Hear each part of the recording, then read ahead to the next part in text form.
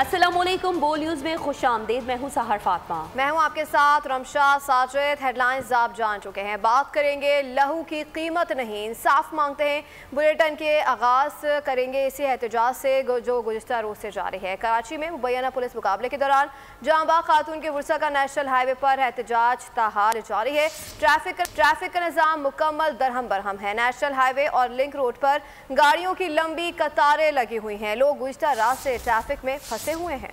मुजाहिरीन का मुतालबा है कि खातून की हलाकत के मुबैना जिम्मेदार SHO स्टील टाउन के खिलाफ मुकदमा दर्ज किया जाए।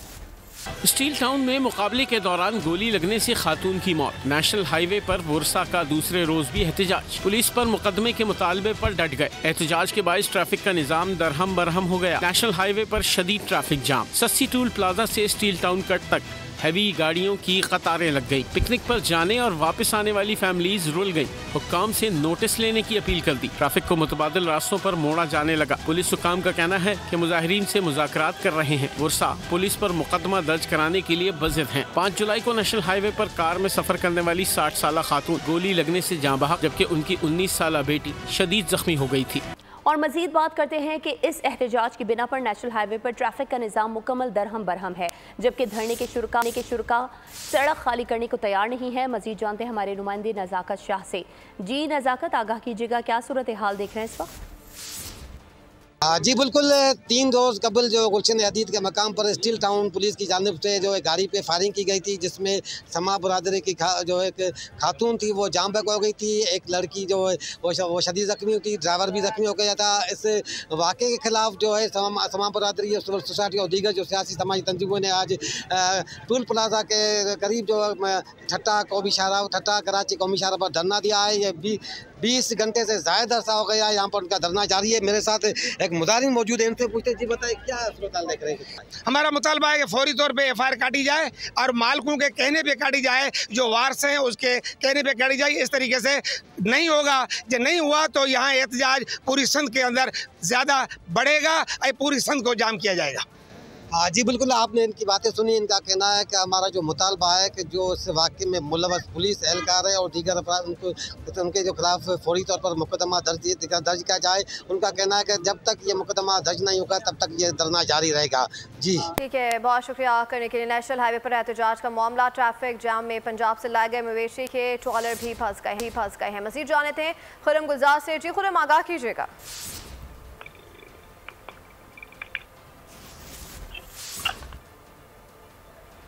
खुरम, आप हमारे साथ मौजूद हैं? जी खुरम, आगाह कीजिएगा। ट्रैफिक जाम में मवेशी मंडियों जो ट्रक में लाए गए हैं वो ट्रक भी अब इस एहतजाज में फंस गए हैं, क्या डिटेल्स हैं? जी बिल्कुल, ये नेशनल हाईवे पे एहतजाज को 24 घंटे गुजर चुके हैं। बदतरीन यहाँ ट्रैफिक जाम है। जो फैमिली थी पिकनिक पे आने और जाने वाली, वो देख रहे हैं कि सड़कों पे मौजूद है। फ्यूल खत्म हो गया है, शदीद दुश्वारी का सामना है। मुताबिक रास्ते जो है उससे भी गाड़ियों को गुजरने नहीं दिया जा रहा। साथ ही जो यहाँ पे दीगर जो फैमिली और मालबरदार गाड़ियाँ, उसमें मवेशी मंडी की भी गाड़ी यहाँ पे हमने देख रहे फंसे हुए हैं।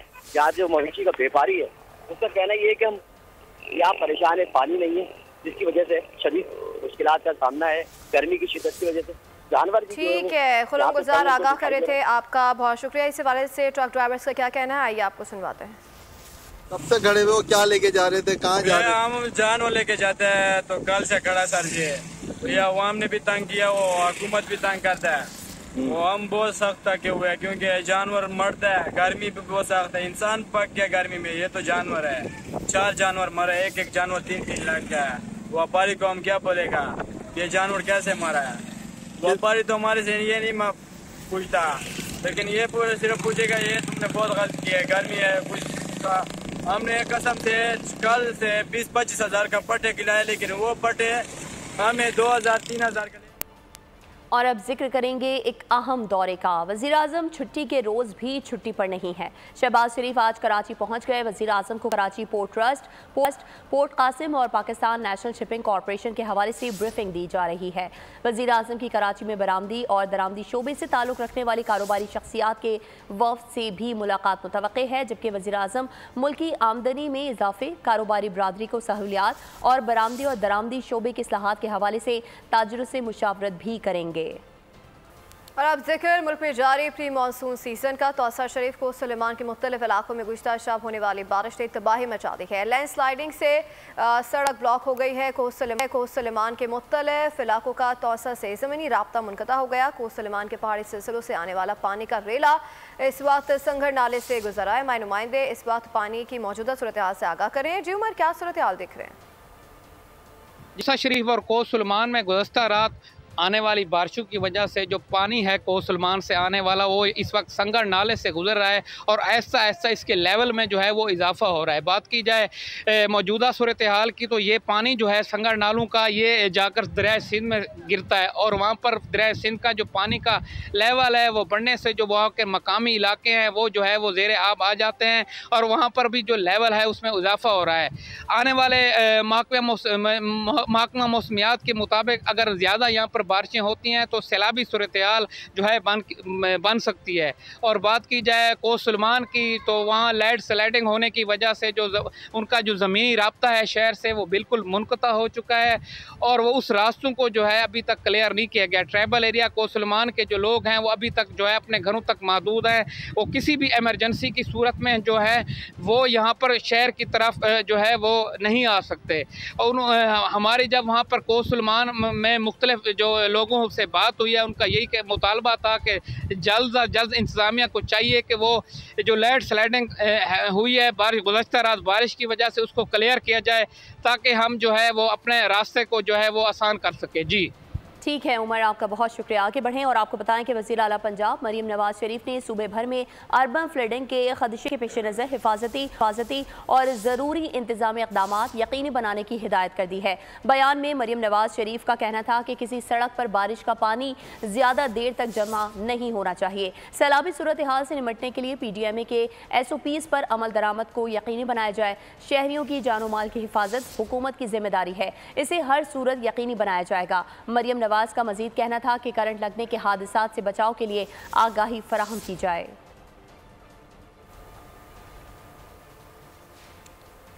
और अब जिक्र अवाम की एक बड़ी मुश्किल का। कराची में के इलेक्ट्रिक की हटधर्मी जारी है। शहर में 14 से 16 घंटे की लोड शेडिंग की जा रही है। शहरियों का कहना है दिन का सुकून है न रात में चैन है। मजीद जानते हैं कराची की नुमाइंदा बोल न्यूज़ मरियम हसन से। जी मरियम, आगाह कीजिएगा।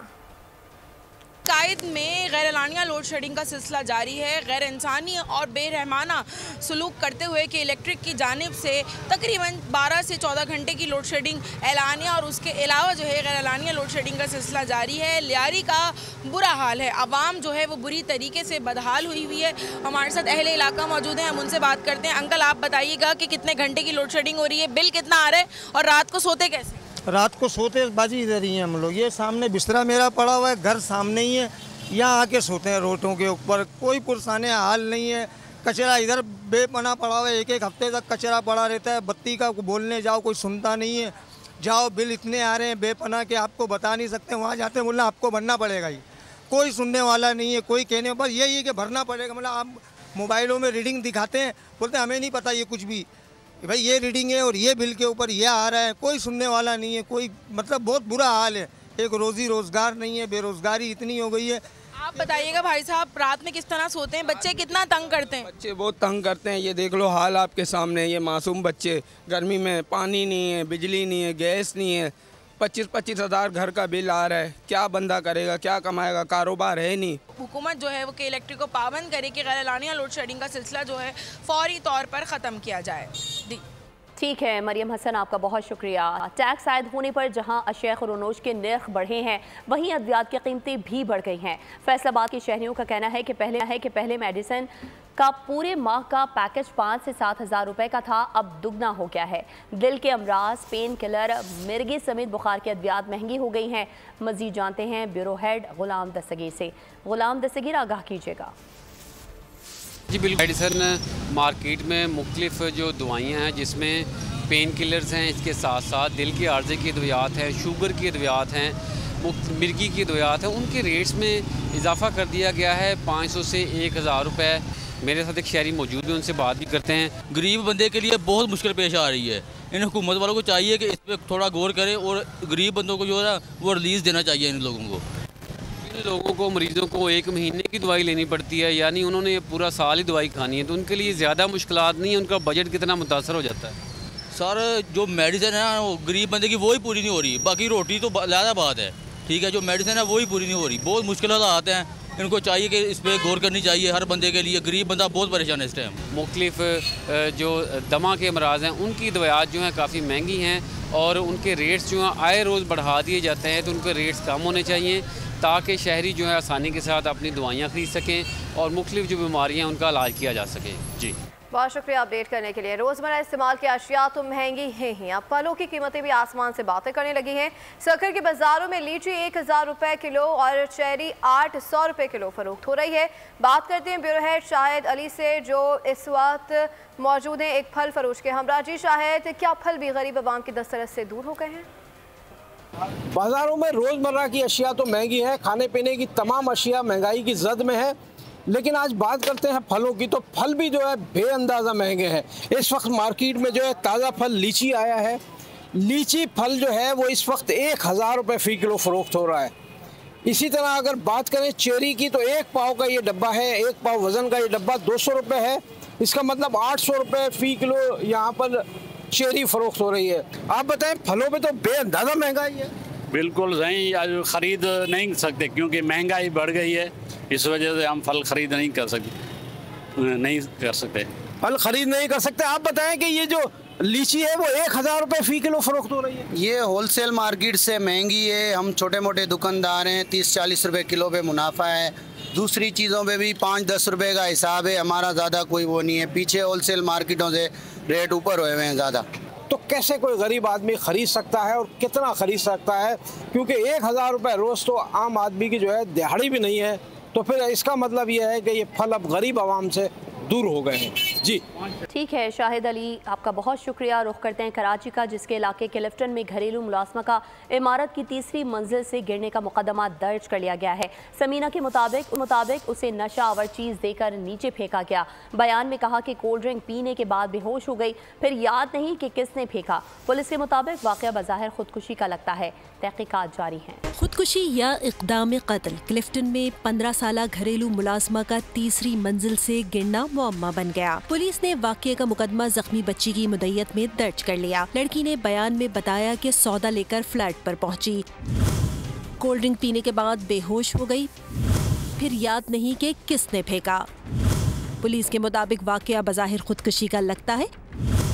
लड़की ने मुमकिना सजा से बचने के लिए बयान बदला। मालिक मकान का बयान में कहना था कि मुलाजमा चंद बरसों से काम कर रही थी, उसने सुबह से कुछ नहीं खाया था, तबीयत बेहतर नहीं थी। गुज़िश्ता रोज बच्ची इमारत से गिरकर शदीद जख्मी हुई थी, अस्पताल में जेर इलाज है, हाथ और टांग की हड्डियां टूटी हैं। कच्चे के डाकुओं की लूटमार और अगवा बराए तावान का सिलसिला थम न सका। रानीपुर और ओबाड़ो से मजीद 3 अफराद को अगवा कर लिया गया।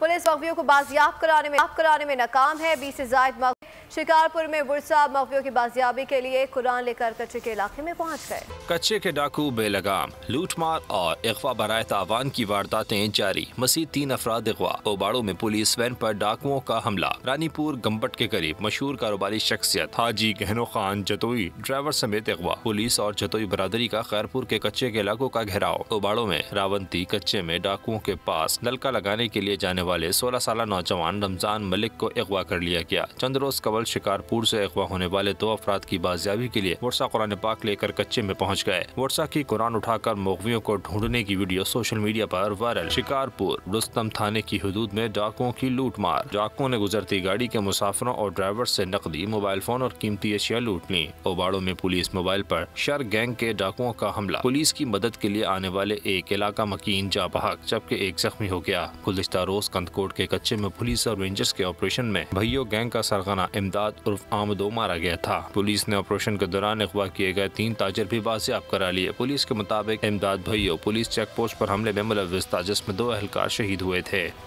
और इसके साथ ही बोल न्यूज़ से फिलहाल इतना ही। मज़ीद बाखबर रहने के लिए विजिट कर सकते हैं हमारी वेबसाइट polnews.com। देखते रहिए बोल। सब्सक्राइब करें और बेल दबाएं ताकि कोई खबर रह न जाए।